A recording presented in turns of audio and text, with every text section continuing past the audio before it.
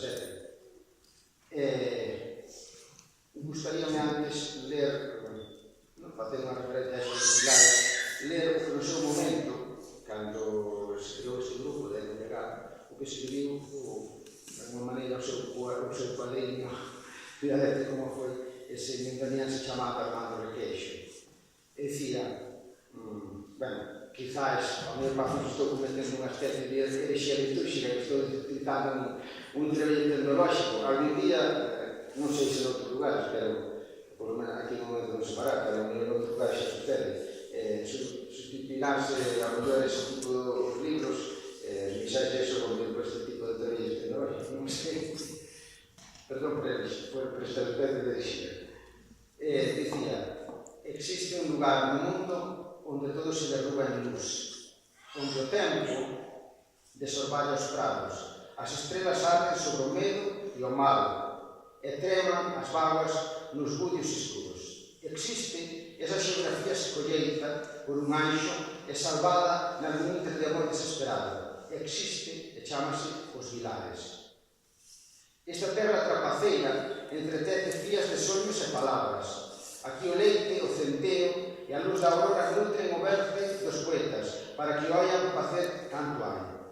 Por iso non causa estraneza que no Vilariño, pé do río do Requeixo, medrase un neno capaz de domear a verba, de infundir co seu alento o drama cheo de que as cousas precisan, darlle rostros para que se conozan e palabras para que se entendan. E dice, ese reino de terra verde e mar de orvallo é o que herdar, pois, xa fixo a referencia a ese primeiro grupo que foron os Marveres, Luz Campello, Xosé Antonio Cascudo, Fátima Fernández, Xurina de Lea e Xaque Quintela. Alguns poseen estas terras ou as contiguas as que coñeceron, as súas andainas infantes e mudas. Outros, por radicar nestas ladas a memoria do seu sangue. Tamén a mandorla a que regresan sempre e máis despois.